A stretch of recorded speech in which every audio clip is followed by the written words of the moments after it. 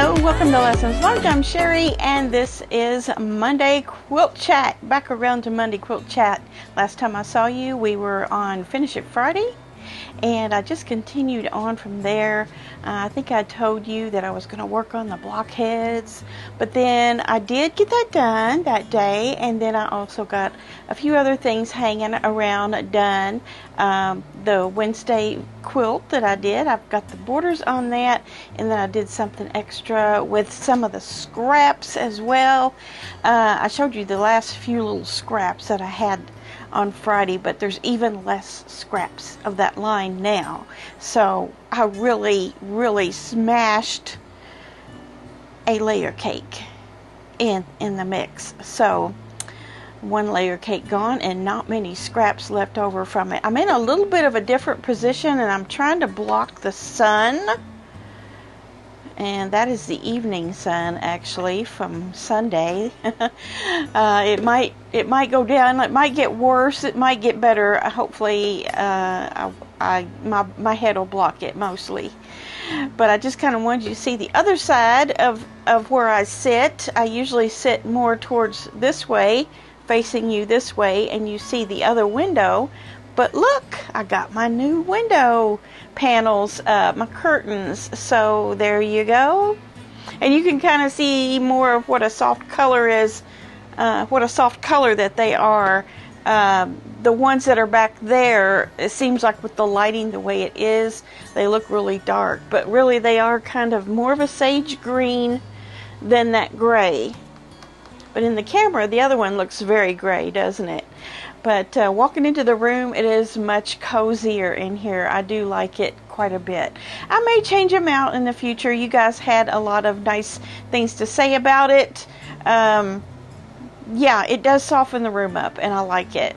So I thought I'd turn this way just for a change of scenery.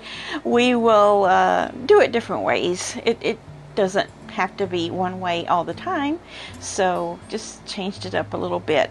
So getting to what I did over the weekend, I did do my blockheads number 13 out of my Tilda scraps, and you can see that I used 4 different colors of the same fabric. And I want to show you something. I did have to piece a piece of it to get my 4 pieces that I needed of 4 different colors. But can you tell that I pieced it? I think I matched that pretty good, don't you?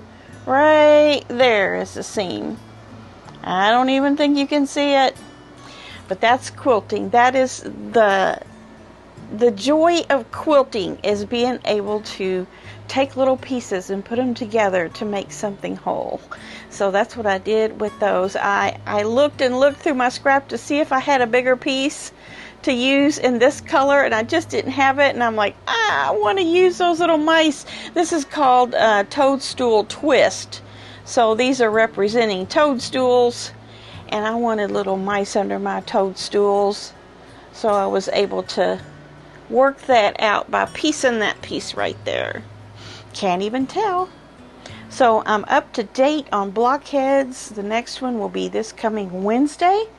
I will be having a Jolly Bar block this week, I believe on Tuesday, if I'm not mistaken. It's Tuesday.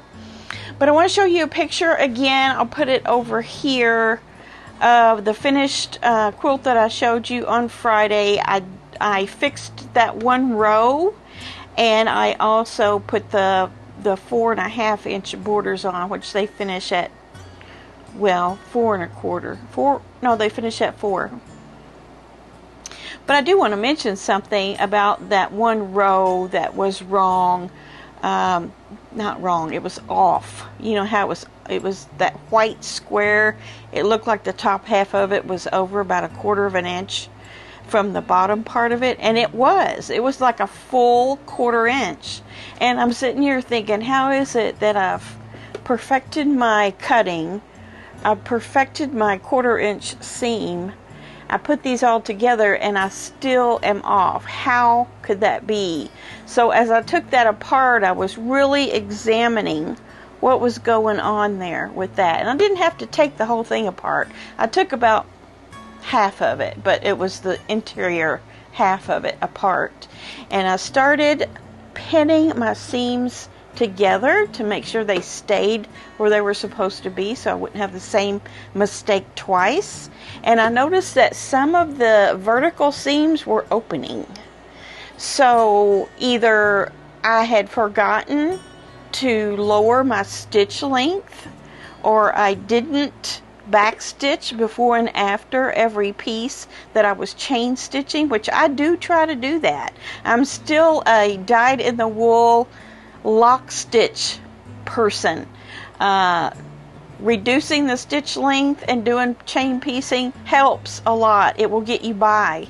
But sometimes, if that stitch length is a little too long, those seams are going to flay open, and then that makes that part of that row wider because it's opening. And I had about 3 of those that were opening.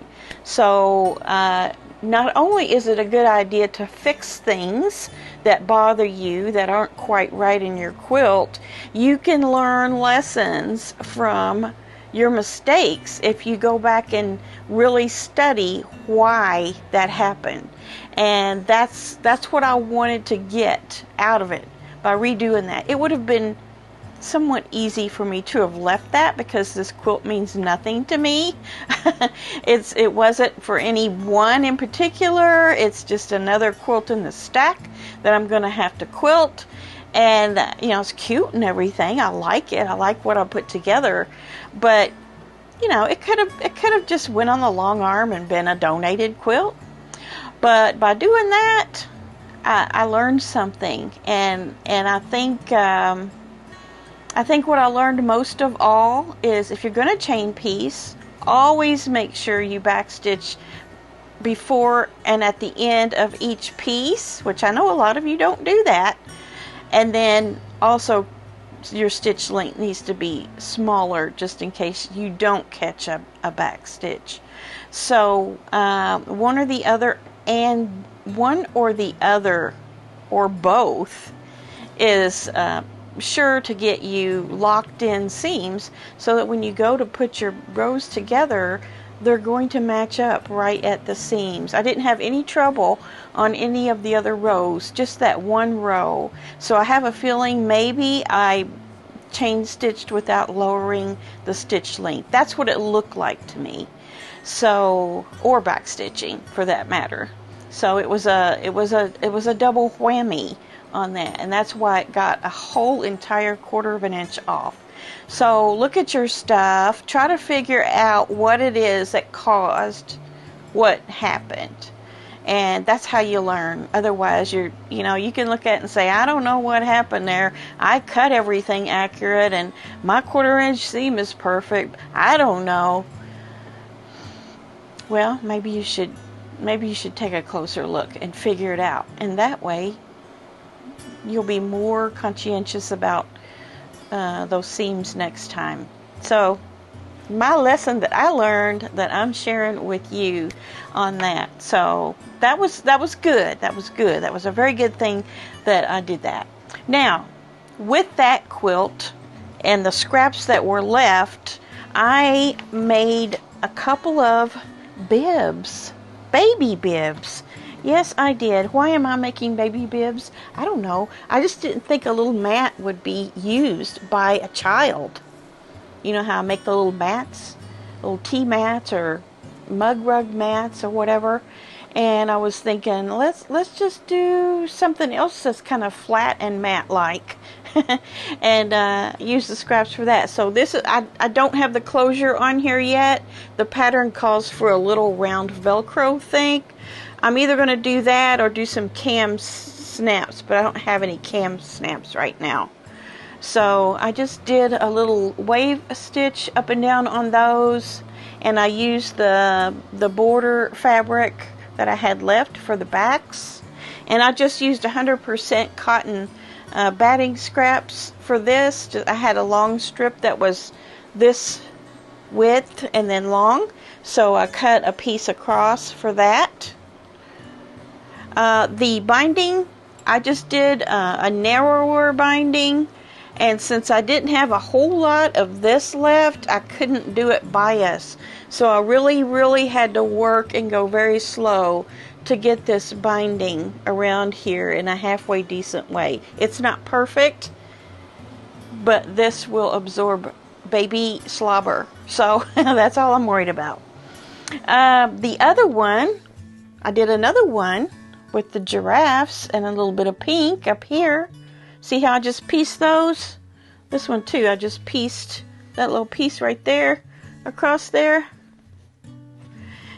I don't have the binding on this one, but there again I just used the little wave stitch, same backing. And then I'm going to use this from the Adele in Summer. I have a piece of this left, and I am going to do bias on this. And I made my binding 1.5 inches single fold. So what I did on that other is I sewed it to the front. No, I sewed it to the back first, the raw edges, and then I pulled it to the front. But I have like it was just folded in a little bit. It wasn't completely double. So that's what I would suggest for something like this, small. You don't want big normal size binding on these small little items like this, for a baby anyway. So I am going to cut this bias and make it a little bit easier on myself on that one. So being as it is, you probably are wondering how many scraps do I have left. But first I want to show you this baby bib pattern. This is from polkadotchair.com, and I'll try to leave a link in the description box. It will print out on 2 pages, and you just tape your pages together. I'm thinking about going in, taking this in the house and laminating it. It's about 10 by 13. I think I can put 2 8.5s horizontal, and feed it through this way, and it'll laminate. So I have a laminating machine I can do this with. So I think I'm going to take that in and do that. Another thing I got into, the scraps. Let's go through the scraps because, yeah. Okay, so I have 2 little pieces here that are not 2.5. So these are going in the Lucy bin. And then I still have my little miscut pieces that will cut down to some 2.5s. I'll keep those. I have a piece of blue like this. I can cut that down. I also have a piece of blue like this, which could be a 10-inch square and a couple of 2.5 inches maybe, or I might wind up making something with that. And then I have one layer cake square left, just one. So that's it. This is all I have left of that. So that's not only the layer cake, but also the 1 yard piece I had with it. Proud of myself, if I do say so myself. Also, I got into Blue's Batiks. I did 5 blocks, and I have all of the rest of the blocks laid out to be sewn. So we're going to have a Blue's Batik auction again. If you didn't get the dark version, here's going to be the light version. So it's just the opposite. So there's one. Look and see if your blocks are in these.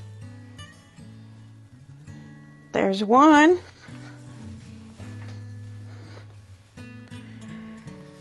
Here's another one.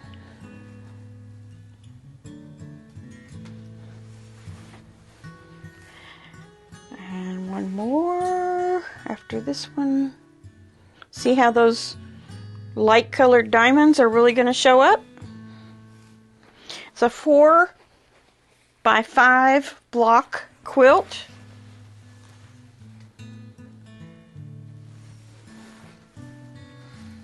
And this one. So these ones I have all together and ready to go. I just need to make, how many more? 15 more.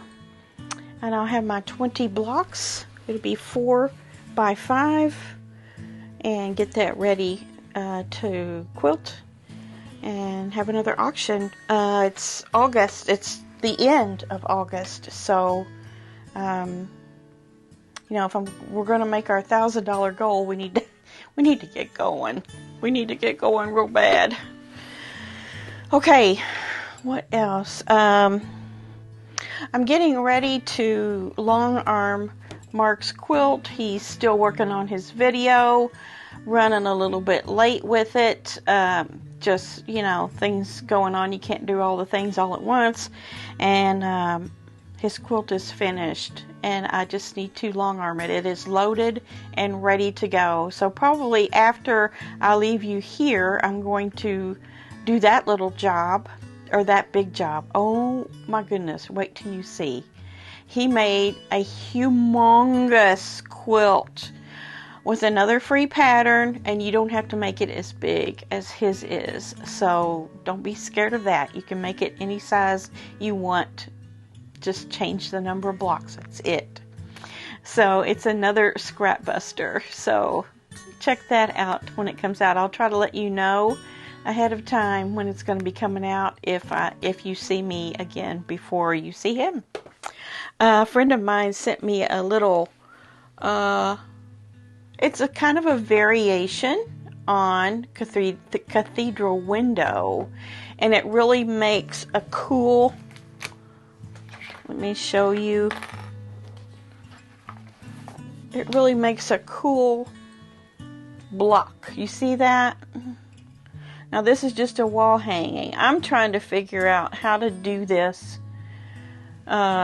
without doing any hand stitching and making it into a full quilt. So this is my prototype with the stitching on the edges with the sewing machine. And what I'm going to have to figure out is, what do you do once you get all these put together? What's the quilting going to be like? You know, it's going to be a pretty thick quilt. It might need to be more like a, I don't know, a 48-inch square quilt for the wall or something. At most, maybe a 60 by 60. But I need to figure out how to do the batting and backing. See, each piece that you make is like this. You make this piece, and then 4 of those make that pinwheel design. And this is also a pattern. I believe she said this was a pattern on Craftsy. I'm not sure. I don't know. But if you have the Craftsy membership, then look for Jaded Spade Pinwheel Surprise. Pinwheel Surprise. I think it's pretty cool. So I'm going to do a little more working on this to see how I can customize this a little bit into something a little bit more, less handwork, more machine work, and to make a whole quilt instead of just a wall hanging like this. I think this only works out to be 16 by 16, something like that. So there's something I was playing with in my spare time. Sometimes we have to stop and do something like that, don't we? So I have a American Patchwork and Quilting magazine, and boy is it a good one this time. So I've got to share it with you. So if you want to wait to see your American Quilting magazine, American Patchwork and Quilting, you may want to skip through to the next section if you like to see it first on your eyes first instead of through mine. October 2025 is what this one is, and there's just lots of good ones in here. I even like the one on the front. 14 exclusive projects, fall-inspired quilts, table toppers, and more.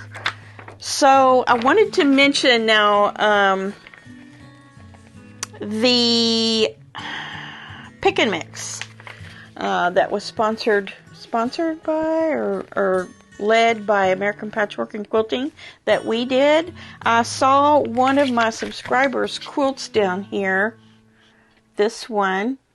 So look and see if any one of these three is your quilts. They're in the magazine, so that's thrilling. Kayleen Lamar, Rebecca Bunk, and Lorena Covarrubias. One of those gals. I know you watch me. So if you don't have this magazine, page 1. You're on page 1 at the bottom. Lots of good stuff in here. Let's see. Okay, here's a nice article, kind of a lesson on nesting seams. So it's going over the 9-patch blocks and the pinwheel block and how they should be nested. So this is a very good illustration and short article on that. If you're new and you're struggling with those things, that might be something that would help you. On page 14, there's a 2025-2026 block of the month sew along. I don't think I will be doing that one, but if you want to do a sew along, this just means that every issue that comes out, there will be a block featured in there, or a series of blocks that you have to make. It runs from August to August. They did a pre-cut challenge, a jelly roll versus, let's see, same pre-cut. Okay, 2 designers used a jelly roll to make these 2 quilts. So that's how different of a result you can get from the very same jelly roll. Very interesting. And I do believe the patterns are in here. Yes, they are. So if you want to learn how to do on point, that would be a good one to try it on. I saw this ad here for Crystal Manning's new line that's coming out in September called Parlor, and I thought it was gorgeous. And I'm a sucker for this marketing right here. Isn't that pretty? Can you see it? Love those colors, they're so rich. I might be looking for that and putting that on my list. Picking pumpkins. I liked this.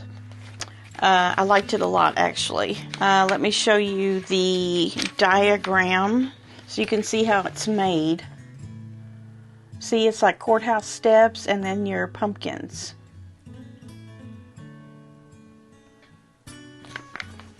I would be tempted to make that with my Kim Deal's fabrics I have, but probably not. Here's the whole thing all stitched up. Gorgeous.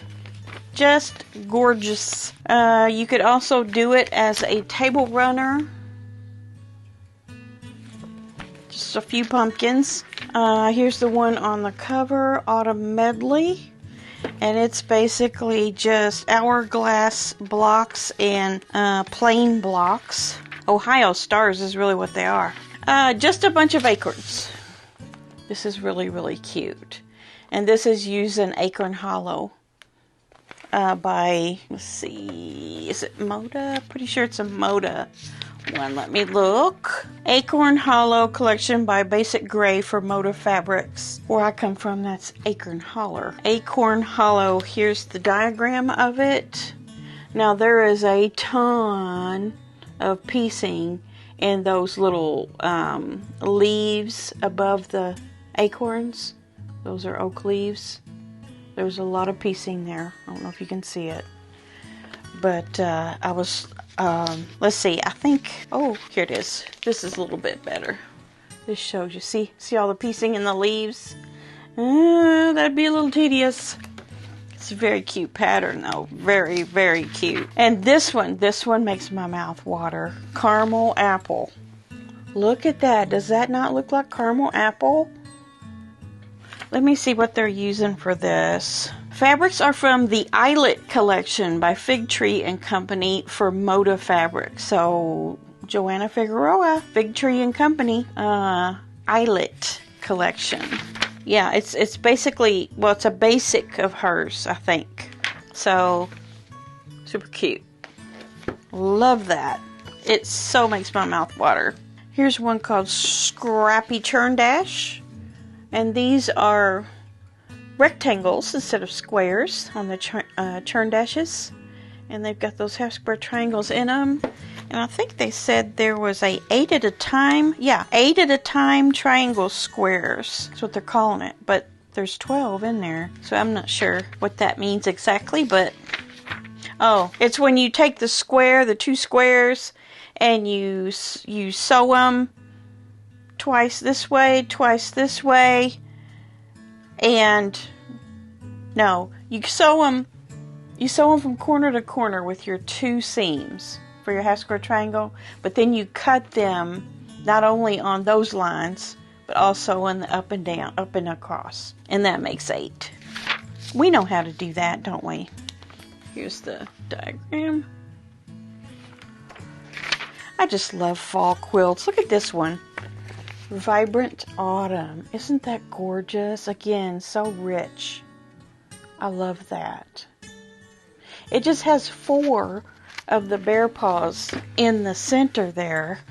This is an oversized throw, and they're using Dazzle Dots by Krista Watson, the Cotton Shop Collection by Amanda Murphy, and the Premium Yarn Dyes Collection from Bennertech. So there's a lot of different things in here, but you can make that very same quilt. See how I was saying there's really 4 of the complete bear paw blocks. And then around that, there's like 4 patches and some other rectangles and diamonds. That would be pretty just to make one for a door out of those kinds of colors. Turning leaves. Golden hour.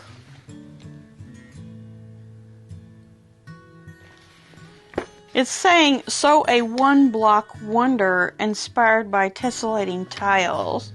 But that's not a 1-block wonder according to the definition of a 1-block wonder. I think it was just a descriptive title to put on there. Here is the diagram of how you put those together. Looks like it involves a 60-degree ruler. Quite possibly. And then this was so cute from our readers. What's the worst quilting mistake you've made that you will admit to? I wanted to read a couple of them for you. I made a t-shirt quilt for a customer. After it was finished, his grandkids found that I had misspelled the recipient's name in the embroidery. Here's a funny one. Funny, not funny. I accidentally used a permanent marker instead of my heat erase pen when marking lines for hand quilting on my double wedding ring quilt. Eventually, I'll finish the quilt and just keep the bad part folded at the foot of the bed. Sounds like she threw it in the corner, didn't she? She'll get it back out. One time I sewed a nail file, like an emery board, into my quilt back. I wondered why the needle had trouble in parts. Look, there's a picture. It's sewed right into it. Let's see. I was cutting binding for a finished quilt and cut right through the side of the quilt about 12 inches. Now that's a rookie mistake that I have made as a young person in garment sewing, is I've cut right, well, we didn't used to cut with rotary cutters, but I remember I must have done it with scissors, but I cut right in through some fabric trimming something else. Yeah. I once sewed the binding on with the folded side against the quilt edge. I figured it out halfway through. Oh my goodness, there's no fixing that. You have to take it out. Is there anything that you would like to share in the comments today? The worst quilting mistake you've made? Anybody dare tell what their worst quilting mistake was? I've had so many, I don't even know if I could think of them all. I think the worst things that I've ever happened is, making an entire block the wrong size, you know, like cutting everything a 1/4 inch different than what it was supposed to, or something like that. I can't recall ruining a quilt completely. No, I can't really recall, but not to say that I haven't had a really devastating mistake. I'm sure I have. I just can't think of it. Okay, so that's that. And then, let's see, where's my other thing? That takes us to our quilt of the week. Art quilt of the week. I'll put it right here, and it is so good. This is called Lady Slipper Orchid. It's 25 by 33, so it's not a huge wall quilt, but a wall quilt. Susan Buckingham of Sharon, Wisconsin made it. She said Susan based this original design on a couple of her orchids. She created the flowers, leaves, and the pot separately, then put them together. She used a variety of techniques and details within the quilt, including French knots, ruler work, batiks, faux trapunto, and hand-dyed fabrics.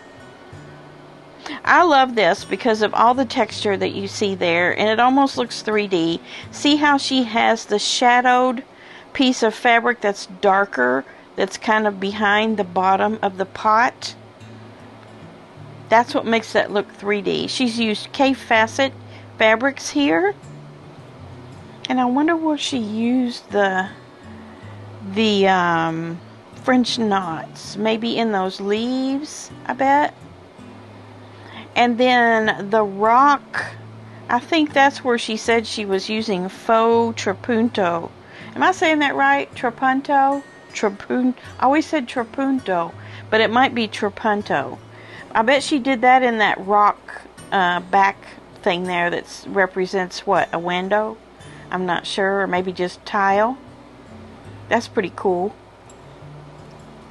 Trapunto is when it's stuffed, like you make these closed in with stitches areas, and then you kind of stuff it with batting,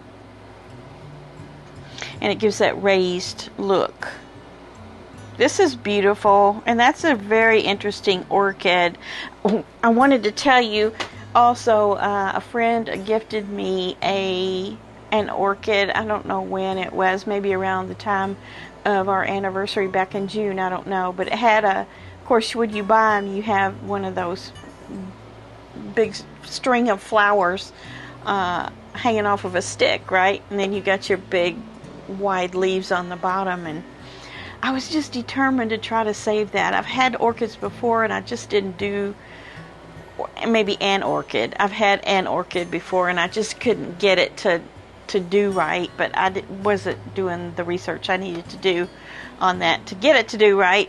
So, you know, you just give up and let it go. But this one, it was such a beautiful shade of pink. I'll have to get a picture and put it right here.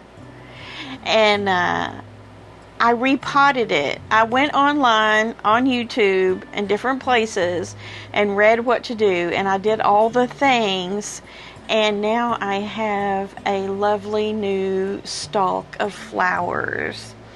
And so I'm just so proud of that. I don't know if I'll get another one out of it, or if I'll continue to baby it like I have been, because I do tend to fall off the wagon when it comes to taking care of plants. But yeah, I'll show you that there. And I don't know, that's what this made me think of. I was like, oh, my little plant in the window, I hope it stays forever. Maybe I'll make a quilt that looks like it. You know how the creative mind just kind of goes crazy sometimes. We'll see about that. I'm trying to think if I got any recent acquisitions. Come to think of it, I did get the thread in. Let me get that. For the thread for the Cherrywood Challenge for embroidering, they have it in a boxed set, Aurifil. So I'm just going to use these for, and it's all of these colors. See those books? It's all the colors of those books right there. Well, it's on the front too. That's what you can use. And then I also got my neutrals. Well, you can see it. I was going to take it out of the bag, but I think you could see it. It's kind of a charcoal, a brown, and then, well, 2 browns and a cream. So that will go with these. Extra fabric you can use for that. I've got my little art quilt beginner book in here, and I've got my inspiration piece in here too. It's an old book. I'm not going to show you right now, but that's what I got in as recent acquisitions. I think, is that all I got? I think it is. I can't think of anything else. My friend sent me this, and then she also sent me some fabric, and I don't know where that is at the moment. I think I've put it in its not final resting place, but it's where it's supposed to go for now. But she sent me some blenders that were really pretty. Yeah. I think that's all I got as recent acquisitions too. We did the art quilt, we did the magazine, we went over everything that I worked on this week. Well, today I'm going to be, working on that quilt for Mark, getting it all stitched up on the long arm so that he can bind it. And then I'll have to come up with something for Wednesday. I haven't even thought about it yet. I always take all of your all's suggestions to heart and try to remember as many of them as I can and incorporate those here and there. But yeah, at this very moment, I can't tell you what it's going to be because I don't know what it's going to be. But I'll do something for you on Wednesday, and I'm going to continue to work on the Jolly Bar 5 book sew along. That's going to be coming up this week. Another blockheads, and I don't know, maybe more small projects. And then also these. So this won't take too awful long. I could probably get 5 done a day easily, besides all the other things that I like to do. So I'll be working on a Blues Boutique quilt. It'll be ready soon. So if you haven't gotten one yet, I was also thinking that in looking at the blocks that I have left, I think I might do a smaller fall quilt and a smaller spring quilt before the year's out, though, even though, spring is, you'll have it. But we'll do it this year and see, in case some of you would like to have one of the Blues Boutiques quilts, but you don't want to invest a whole ton of money in it. I can make something a little bit smaller, maybe a 60 by 60, or, well, I don't know what these work out to be, but maybe like a 9 patch, 9 blocks or something like that. We'll see. Alright, that's what I have for you today for the chat. So thank you for stopping in and taking a listen and a look at all the goodies. And I'll see you on Wednesday. So have a great week sewing. Get a little something done this week if you can. And I will see you back here before you know it. Bye.